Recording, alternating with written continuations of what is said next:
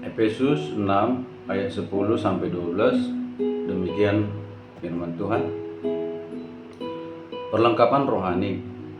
Akhirnya hendaklah kamu kuat di dalam Tuhan, di dalam kekuatan kuasa-Nya. Kenakanlah seluruh perlengkapan senjata Allah, supaya kamu dapat bertahan melawan tipu muslihat iblis. Karena perjuangan kita bukanlah melawan darah dan daging, tetapi melawan pemerintah-pemerintah, melawan penguasa-penguasa, melawan penghulu-penghulu dunia yang gelap ini, melawan roh-roh jahat di udara. Puji Tuhan, saudaraku, firman Tuhan berkata, kiranya kita kuat di dalam Tuhan. Kuat oleh karena kuasa-Nya. Ya. Ketika kita setia di dalam Tuhan, maka Tuhan akan senantiasa beserta dengan kita. Dan kuasa Allah itu akan meneguhkan, akan mengokohkan, membuat kita tetap teguh berjalan di jalan kebenaran. Tetap teguh, tetap setia. Kenakanlah seluruh perlengkapan senjata Allah, supaya kamu dapat bertahan melawan tipu muslihat iblis. Ya, perlengkapan senjata Allah adalah ikat pinggang kebenaran, baju jirah keadilan, kasut kerelaan memberitakan Injil damai sejahtera, ketopong keselamatan, perisai iman, kemudian pedang roh. Jadi ibaratnya kita seperti tentara, seperti pejuang yang bersiap untuk melakukan peperangan atau pertempuran. Jadi dengan mengenakan hal-hal yang mulia tadi, ada hidup dalam kebenaran, keadilan, menginjil, kemudian ada iman, kemudian ada firman yang kita miliki, maka kita akan menang. Kita dapat bertahan melawan tipu muslihat iblis.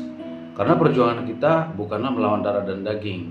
Jadi lawan kita bukanlah manusia biasa, tetapi ada penguasa-penguasa, ada pemerintah-pemerintah di udara, roh jahat di udara yang menguasai dunia ini. Dunia ini milik Tuhan, tetapi kuasanya telah diserahkan, telah jatuh ke tangan iblis ketika manusia pertama Adam itu jatuh dalam dosa.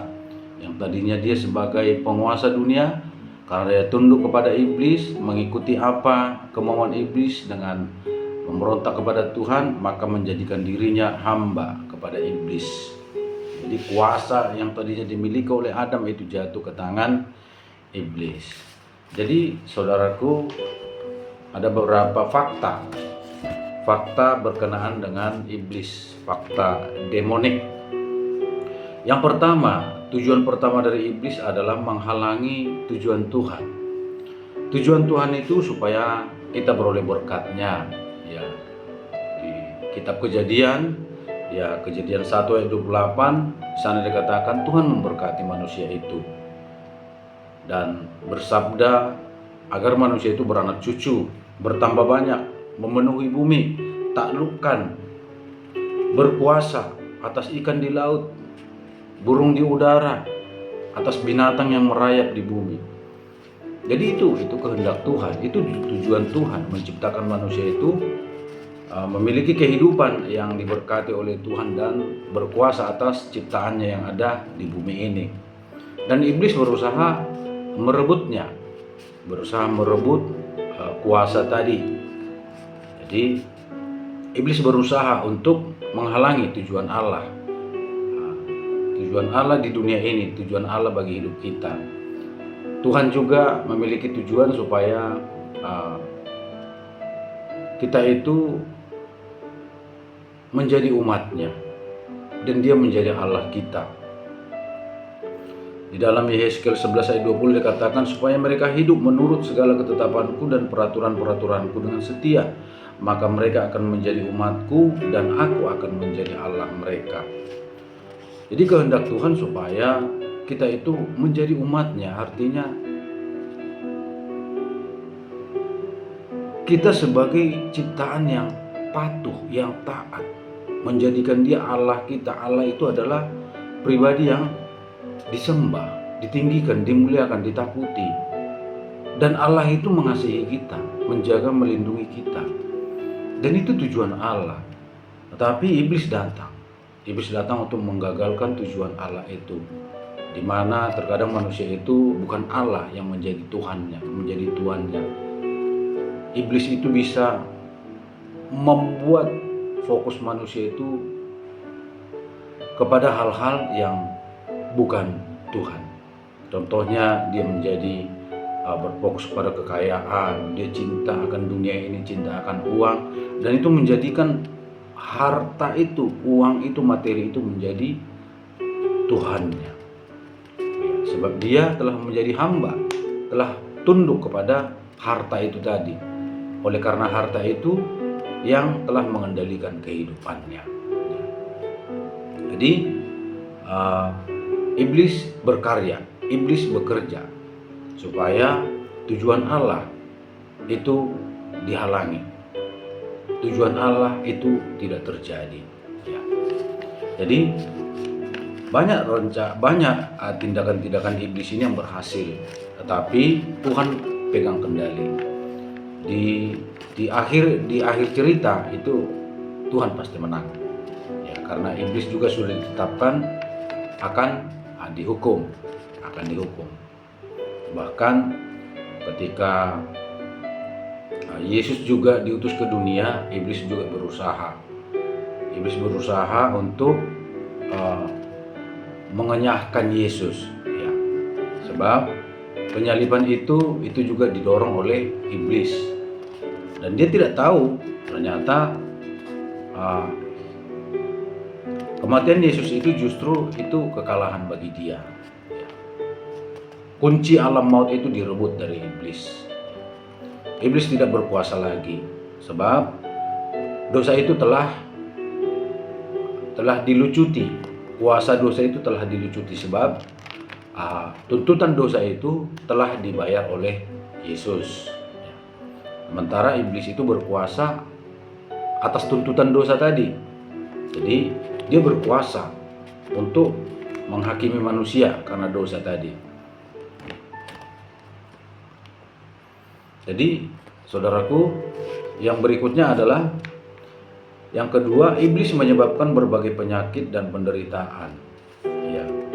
Sebagaimana awal mula jatuhnya manusia ke dalam dosa, Hawa itu sudah mendapat kutukan, menerima kutukan bahwasanya dia akan dengan susah payah melahirkan.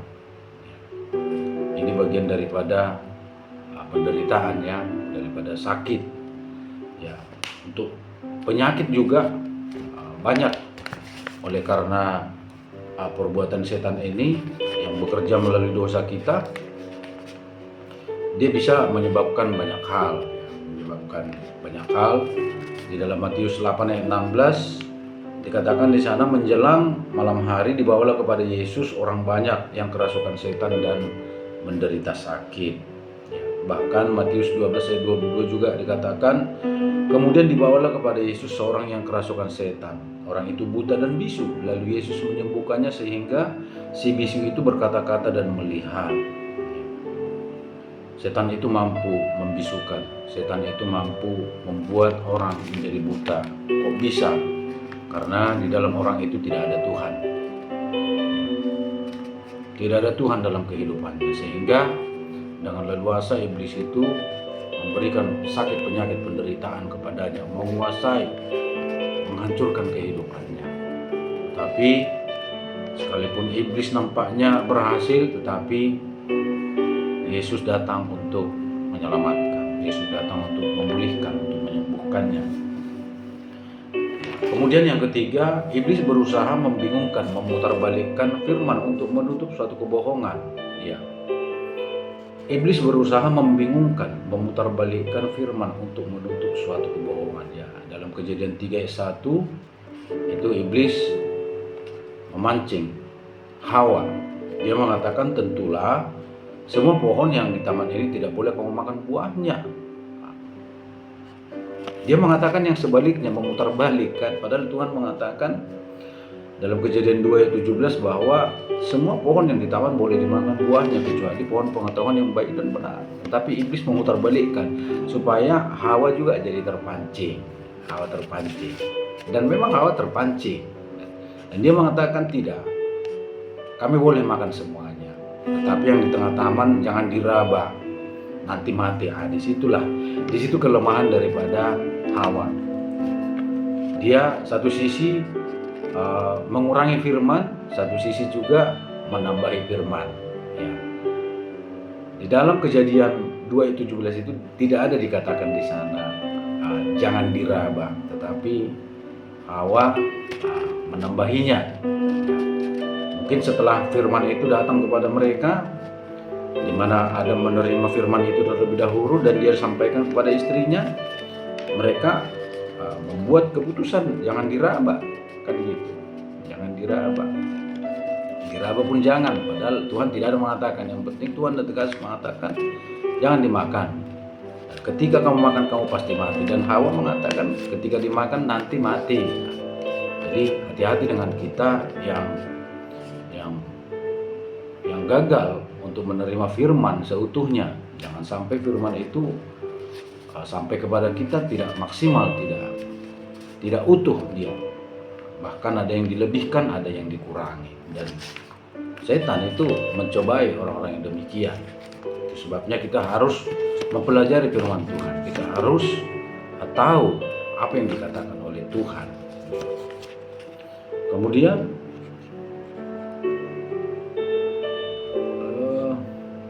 di dalam Matius 4 ayat 6 juga dikatakan bahwa jika engkau anak Allah, jatuhkanlah dirimu.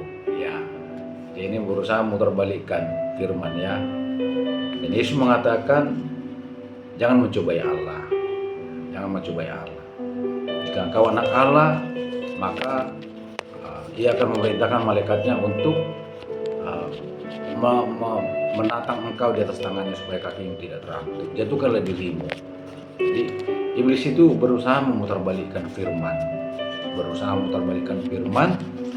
Karena dia tahu bahwa tidak mungkin Tuhan mau dicobai. Allah mengatakan dia tidak akan membiarkan dirinya dicobai, tidak membiarkan dirinya dipermainkan. Karena tidak mungkin kita jatuhkan diri kita, nanti Tuhan yang akan tangkap dengan malaikatnya. Tuhan pasti biarkan. Pasti orang yang melakukan itu akan mati konyol. Ya. Jadi di sini iblis bekerja keras untuk memanipulasi firman Tuhan. Kemudian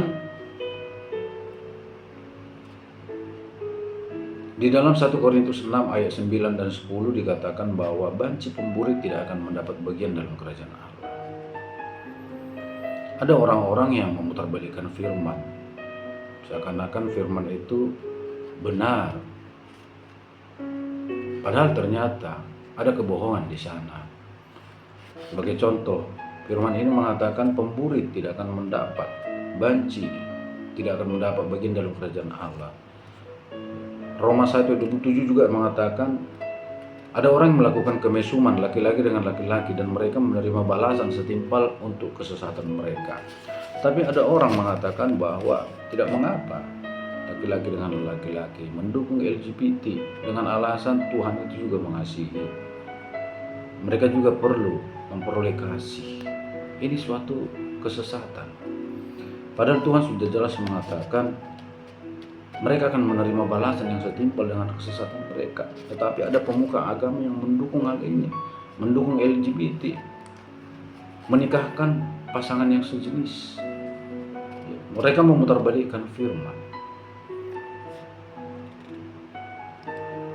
dengan tujuan menutupi kebohongan, seakan-akan hal ini benar. Padahal ini adalah kesesatan. Iblis mempengaruhi pemuka-pemuka agama, mempengaruhi pendeta-pendeta.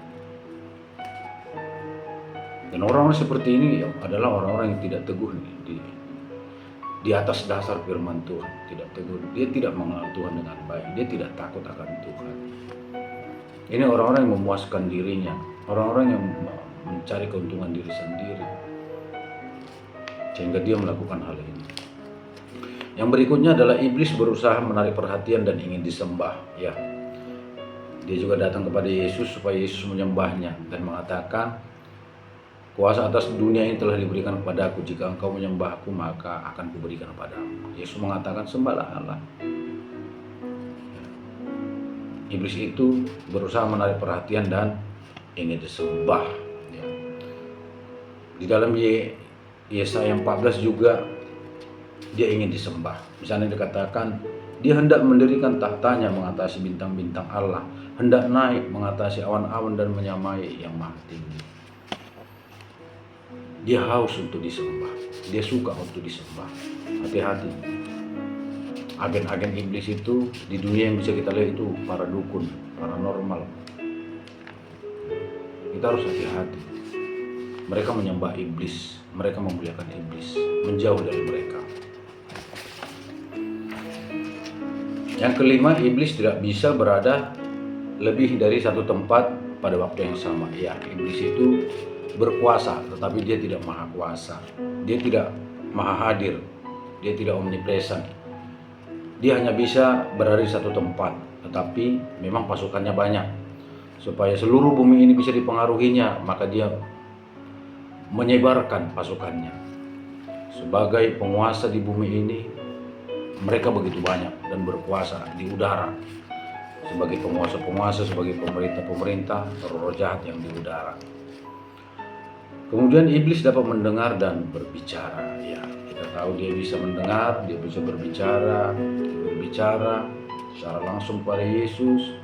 Dia juga bisa berbicara lewat hewan, lewat ular. Dia bisa berbicara kepada Adam, pada Hawa. Dan selanjutnya, iblis memiliki kekuatan supranatural tetapi tidak maha kuasa. Ya. Iblis itu memiliki kekuatan supranatural. Wahyu 12:12 mengatakan, celakalah bumi dan laut karena iblis telah turun dalam geramnya yang dahsyat. Alkitab mengatakan dia memiliki geram yang dahsyat, dia memiliki kuasa yang besar, tetapi dia tidak maha kuasa.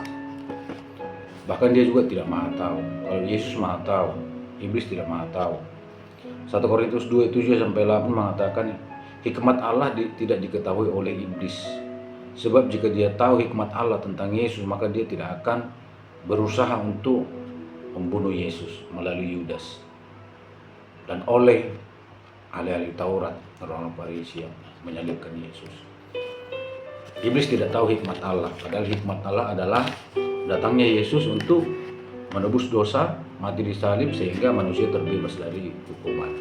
Itu hikmat Allah.